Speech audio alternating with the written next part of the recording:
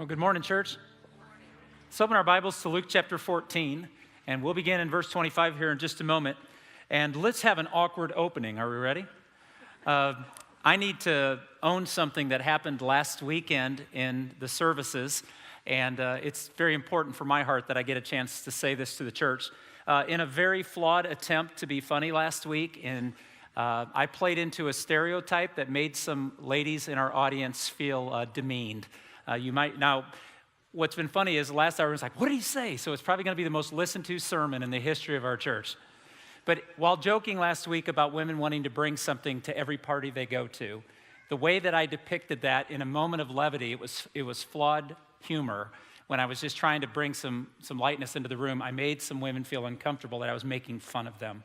And so I asked to be forgiven by each of them, and they were very willing to do so, which I'm grateful for. But I just felt it necessary because if I ever get in the way of the gospel message being preached, I'm wrong. And so last week I made some people uncomfortable. If I made you feel uncomfortable last week, promise I'm going to learn from this one, and I'd ask you to forgive me too. We believe in the power of women in this church. This church wouldn't operate without women, and we're grateful for them. And like I said, just failed humor last week. I got in the way, and I messed it up, and I'm really sorry. And if I offended you, please forgive me. I'll work on being better. And for those of you who feel like right now you have to defend me, please don't. Please don't. I own this one. And I'll work better on being good at this. And if those of you who've been here long enough know I'm not really good at this, yeah, I know. So just appreciate that. Hear my heart. I don't want to ever get in the way of the message. And last week I think I did. So off we go. Thank you. Off we go. Luke chapter 14. This is one of those chapters we've been spending 3 weeks in now. It reminds me of John 7. I remember this summer coming back from being gone for a month of study and coming back and thinking, why did I not assign John 7 to somebody else? It's one of those really intense passages, and I want to be square with you. Luke 14, and especially where we're going today, will not be a popular message. The reason is because it's hard. It's hard to hear, it's hard to understand, and it messes with our everyday choices. So are you excited about that? Are you ready? All right. So we're going to take a look at this. You might remember in the previous two pieces of Luke 14, there were two parables that Jesus told about people who wanted his kingdom but didn't want him as king. They wanted the benefits of what he was doing, but they did not want to give themselves to him. And he told parables over the last 2 weeks about what it means to be invited to his table and who gets invited. The unworthy get invited. And who stay at the table? Those who understand what a privilege it is to be a part of his kingdom. Today, he extends that in this chapter to talk about what it means to take him as a king. So here's what I want you to know. The gospel is not accepted without sacrifice. The gospel cannot be accepted without sacrifice.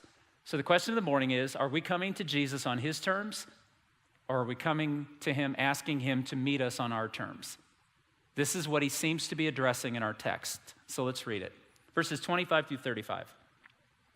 Large crowds were traveling with Jesus, and turning to them, he said, "If anyone comes to me and does not hate father and mother, wife and children, brothers and sisters, yes, even their own life, such a person cannot be my disciple.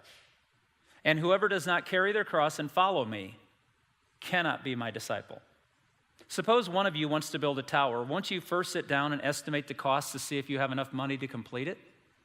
For if you lay the foundation and are not able to finish it, everyone who sees it will ridicule you, saying this person began to build and wasn't able to finish. Or suppose a king is about to go to war against another king. Won't he first sit down and consider whether he is able with 10,000 men to oppose the one coming against him with 20,000? If he is not able, he will send a delegation while the other is still a long way off and will ask for terms of peace. In the same way, those of you who do not give up everything you have cannot be my disciples. Salt is good, but if it loses its saltiness, how can it be made salty again? It is fit neither for the soil nor for the manure pile. It is thrown out." Listen what he says here. "Whoever has ears to hear, let him hear." Jesus seems to be teaching a crowd of people that wanted the kingdom without the king. They wanted the blessings without the effort. They wanted his faithfulness without their own. And he's speaking to them very specifically. And when he ends by saying, "Let he who has ears hear," in other words, Jesus is saying, I've told you what I expect of you. Respond. Do what I'm asking of you. And that's the text today. Discipleship will cost us. There's no discipleship without cost, and not minimal cost, great cost. Hate your family? Take up a cross? Give up everything you have? Seriously? Is this what he's asking of us? Is this what he really wants? Because 3 times, verses 26, 27, and verse 33, he's telling us, if we don't do these things, we are not his disciples. It's pretty clear. Are we coming to Jesus on his terms? Because he asks for 3 things. Specifically in this moment, he said to his audience, there's 3 things I expect of you. Let's look at what they are and understand how and why they should be a part of who we are as disciples. First is this. Jesus asked for supremacy in our love. He asks us to love him foremost, above all things. Nothing in a competitive stance against love for God. Verse 26. If anyone comes to me and does not hate his father and mother, his wife and children, his brother and sisters, yes, even his own life, he cannot be my disciple. But wait a second. Doesn't the Bible say to honor your father and mother, which is the first commandment that comes with a promise? Doesn't Jesus say somewhere else that we're supposed to love our neighbor and love our enemy, even those who mean evil against us? Is he contradicting himself? Is Jesus just having a bad day? Is he just ripping the audience because he's tired of it? No, we have to understand what he's doing with the word hate and what he's doing with the word love. Now, I want to be really careful here. I don't want to soften Jesus' teachings so you like it, because I don't like it. I wish it were different, but I understand why it is what it is, because the reason I want it to be different is because I don't want to change me. I don't want to have to work hard. I want everything to be simple and easy and comfortable and just fit in my natural life. And that's not what discipleship is. And Jesus is saying, no, to be my disciple. He's not saying if you don't do these things, I won't have you. He's actually saying if you don't do these things, you won't have me. You see what he's doing here? So I'm not going to diminish the word hate, but I'm going to show you what he means when he says hate, because he doesn't teach us to hate other people. But what he does say is if you don't have a supreme love for God, you really can't love other people. You can't fulfill the great commandment to love your neighbor as yourself until you've loved the Lord your God foremost. Church, just nod your head if you're tracking with me this morning. I don't want to keep saying it over and over and have people go, we got it an hour ago, okay? I actually want to have a conversation where you engage the text with me and realize what he's asking of us is a big deal. But it's not as big a deal as we can make it. So we continue. In Matthew 22, he was asked the question, teacher, what's the greatest commandment in the law? And I want you to notice what he does here because it'll help us understand. Jesus replied, love the Lord your God with all your heart and with all your soul and with all your mind. This is the first and greatest commandment, and the second is like it.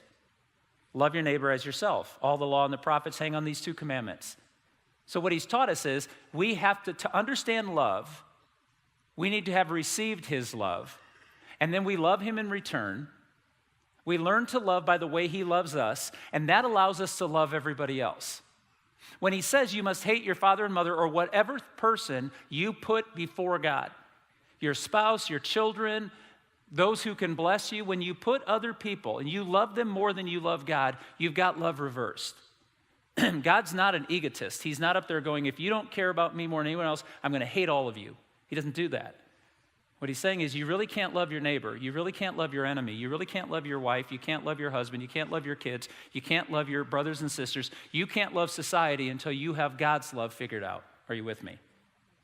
When we get the supreme love of God for us, it draws from us a supreme love for him. And from that love, it splashes over every other relationship we have. If we get them reversed, we're still loving a God, but that God may be our spouse or our kids or our neighbors or our boss or our friends that make us feel good about ourselves, rather than the love that God gave us.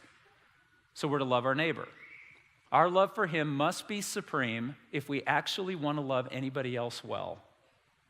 We have to begin with the perfect love, the unconditional love. So why does he say hate?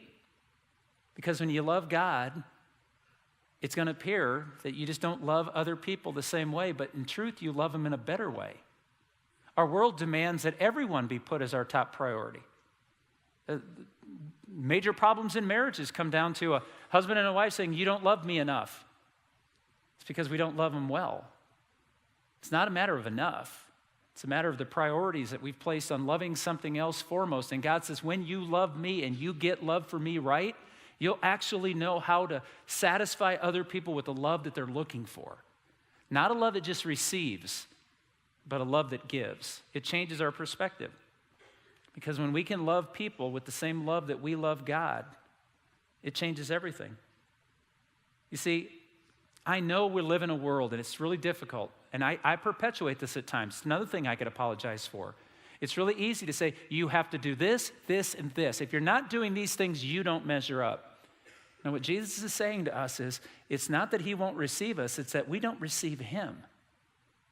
Because the things that he's asking us to give him are things that we should naturally give him when we understand who he is and what he's done.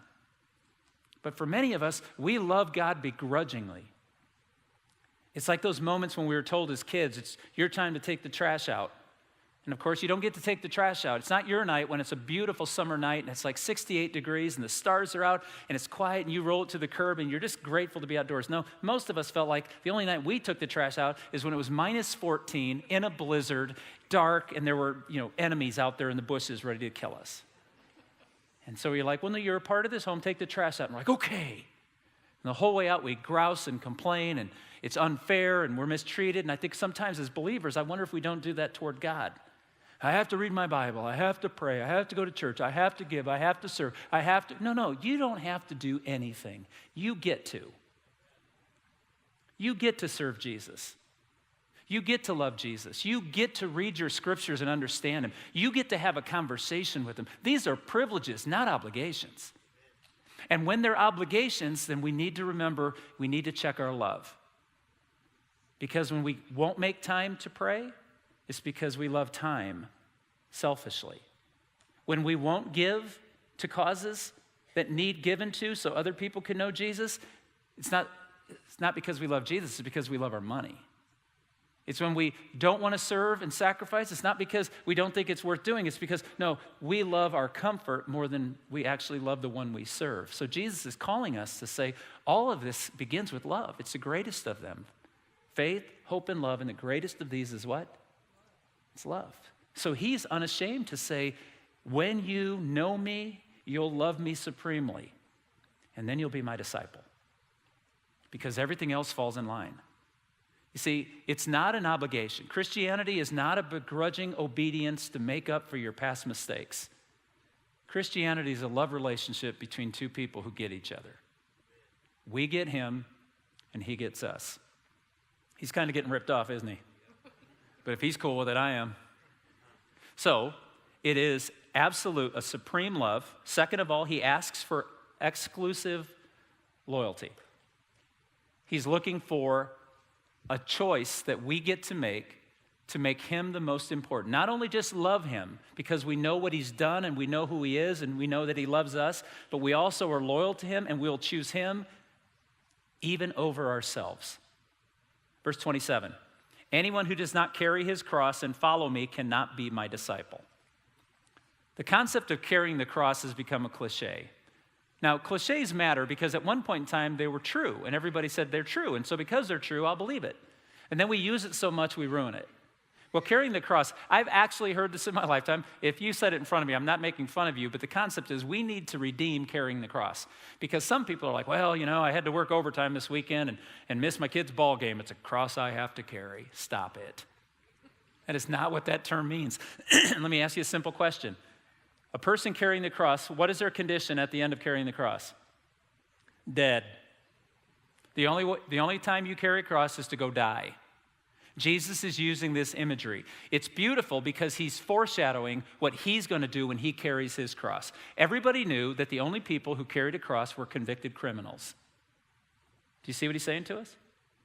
Until you and I realize that he carried our cross for us, that we then will carry his cross in suffering, we will carry his cross in testimony, we will carry his cross in persecution.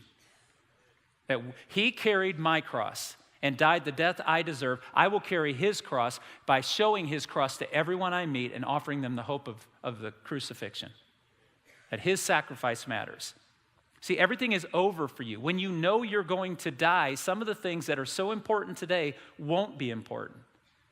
When any of us realizes we're terminal, we stop worrying about if we're up on the latest TV show or how our sports team did or this or this or this. We stop and realize, no, when I realize how loved I am and how much he sacrificed for me and he tells me to carry the cross, I will carry the cross. I will give up my dreams, my goals, my ambitions, my desires for himself. I will give up my comfort. I will pay any price for this person. Jesus says we die to the life we live. Paul would put it this way in Galatians 2:20, I have been crucified with Christ, and I no longer live, but Christ lives in me. What Paul is teaching us is what Jesus wants from us is to understand that he has made a trade, and he has gone and accepted our punishment so that we could be free. Free to do what?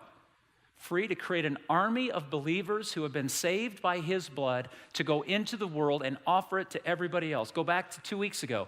We get the beauty of offering a place at Jesus' table to anyone we meet, anyone. No matter what they've done or where they've been or what they've believed, or it doesn't matter. That the King is inviting them by his mercy to his table. And only those who understand how merciful he is will come. And they will humble themselves and they will sit there and they will pledge loyalty to him because of the loyalty he's pledged to them. You see, no longer do I live a self-determined life. I live a Jesus-determined life. This is why we are called to say, not my will be done, but his will be done. I'm choosing to pick what Jesus wants, to seek first his kingdom and his righteousness. And then, here's the beautiful part, all these things will be added. He says, who would build a house or build a building and realize halfway through, I don't have enough money. And so there it sits, the foundation with a couple of posts in the air, and everyone goes, what was that? I don't know. I think he had an idea. But then he stopped. Or who would go into a battle, a life and death situation, and walk in and go, let's fight, and then realize, oh no, you outnumber me 2-1. Never mind. He said, isn't that foolish? And of course his audience is like, that's really dumb. And he's like, uh-huh. And so is the person who says, I want to be part of your kingdom. And he says, well, here's the cost of being in my kingdom. And you're like, nah, I'm good. Jesus said, this is it. Remember, this was the audience he was speaking to. I remember as a kid, my mom used to tell a story that during World War II, she was between the ages of 8, 9, 10, somewhere in that range, just a young kid. And she remembered that when the war started, the tragedy was there was no bubble gum. Because the rubber was being used for the war efforts, you couldn't buy bubble gum.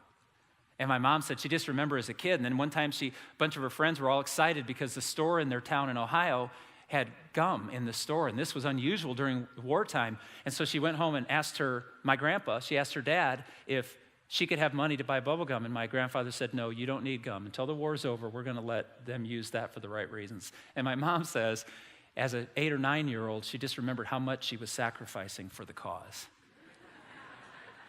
She said as a kid, she's like, oh man, it was rough, but we made it. 4 years without a bubble. Now, as a kid, that was a real sacrifice, though, right? Would you agree with me? I'm not making fun of it. I'm really nervous right now, but any joke, okay?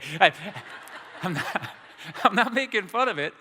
What I'm really saying is, as a kid, that was a sacrifice. She chose. But here's the beauty. Talk to this 80-year-old woman now, and you know what she'll tell you? I didn't sacrifice anything. Soldiers sacrificed something. They paid the real price. I just did without comfort and convenience. And here's what I want you to know, why I told you that story. Because one day, all the things you're thinking right now, I don't know if I could give that up. You could. And when you gave it up for Jesus and got him in return, you'd look back on it in about 2 years and go, I can't believe I was sweating that. That was nothing. I gave up nothing compared to what I received. Don't you agree? That if we just have a long look at what we're giving up, it's garbage compared to knowing Jesus Christ personally and all that he can offer. So, supreme love, exclusive loyalty, and lastly, if that's not enough, Jesus asks for a complete sacrifice. A complete sacrifice. Not a partial one, not a temporary one, but a big one, a real one. Verse 33, in the same way, any of you who does not give up everything, he cannot be my disciple. For the cause of Christ, everything we have is expendable. Everything we dreamed of becoming is optional. Everything that we think we need to be happy is only laid down before Jesus. And if he gives it back, he gives it back. And if he doesn't, we leave it alone. Church, are you with me? Remember at the beginning when I told you wouldn't like this sermon? I see it. You're like, wow, that's a whole lot to think about. No. Please understand, I'm going to show you how we're able to do this. And it won't be by willpower. It'll be by understanding and the Holy Spirit. You see, the give up there means to abandon or give up the rights of ownership. I'm not softening this. I believe this is what he's saying. When he says you got to give up everything, what he's simply saying is everything that you've been given is now used for the kingdom, or leave it alone. Let it go. If it can't be used for the kingdom, and it can't grow the glory of the kingdom and the invitation to sit at the great banquet with the merciful king, if it doesn't have a purpose for that, let it alone. Leave it alone. You can abandon it. You don't need it. But it could be something that he uses. So I'm not saying if you have a nice home or a nice vehicle or a boat or whatever you have that you seem as a luxury, and you're like, well, here goes the preacher. He's trying to get it liquidated. Nope. I'm not. I'm simply telling you this. If that cabin and cottage and that boat and that car and that house and those golf clubs and that talent and that skill, I can go all day. If those things can't be used to shine the glory of who Jesus is into this world, it owns you. You don't own it. Abandon it. If it can be used for the kingdom and show the glory of Jesus Christ, use it. Use it for him. He doesn't shame anybody for having things.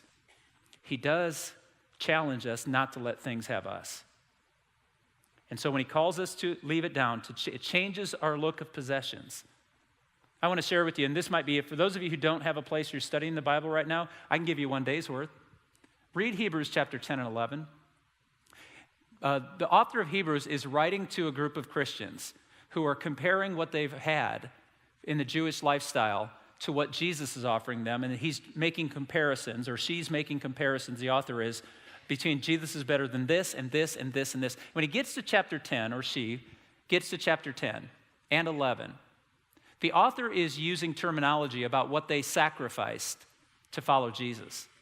And he even says in verse 34 of chapter 10, it won't appear on the screen, but I was looking at it this morning, you sympathize with those in prison and joyfully accepted the confiscation of your property because you knew that you yourselves had better and lasting possessions. In chapter 10, the author says, what you gave up didn't matter to you because you realized it wasn't worth what you were gaining.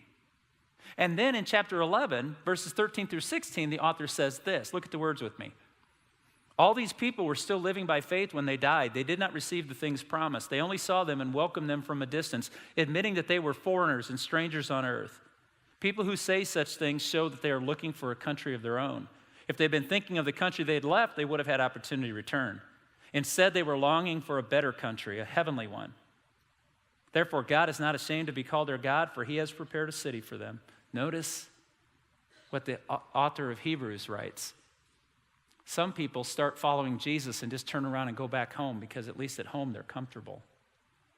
But those who really understand who Jesus is, they give him their love. They give him their loyalty. And they abandon the things that don't matter to hold on to something that's going to matter forever.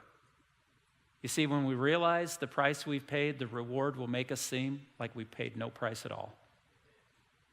So how do you do this?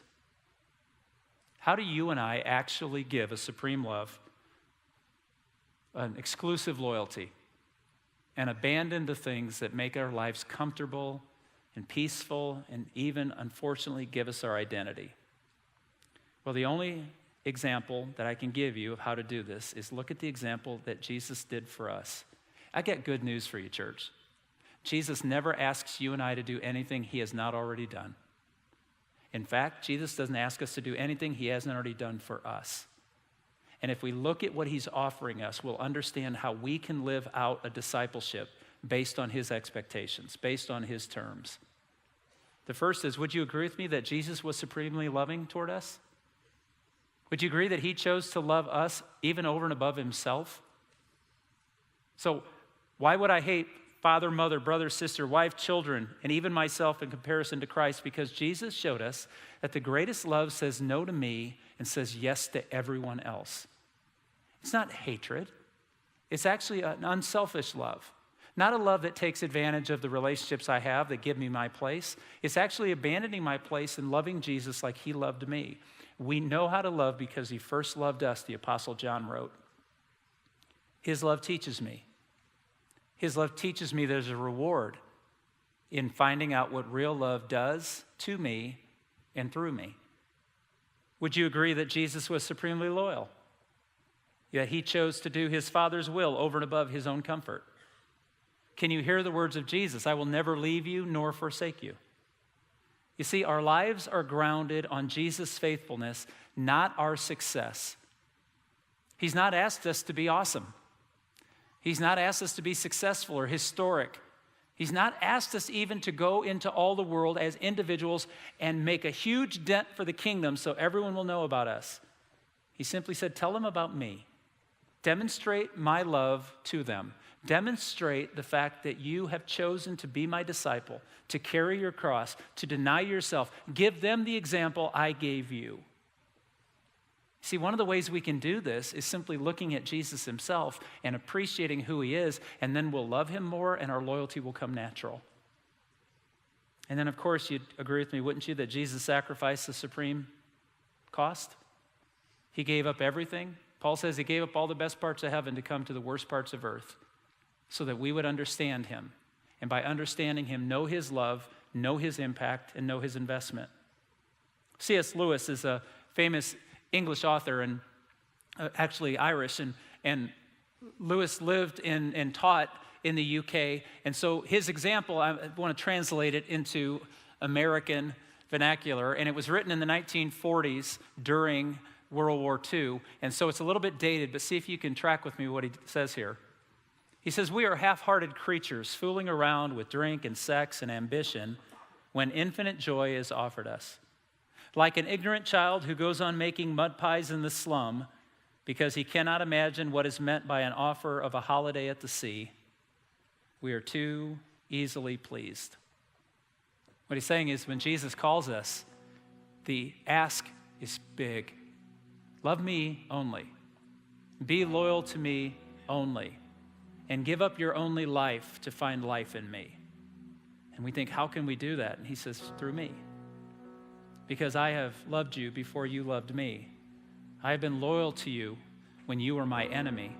And I gave up everything so you would understand that I gave up nothing. Because in God's faithfulness, everything we give up will be returned.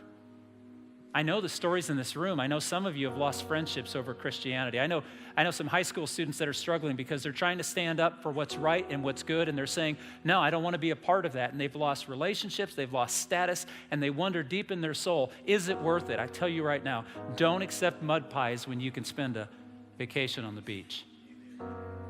Because the games we're playing in this world, we're told, are the most important things because it's all we know.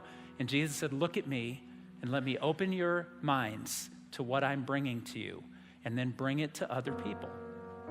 See, the only way we can live this life out is when we realize that Jesus already did. That's why he said, it's not you can't be my disciples because I won't have you.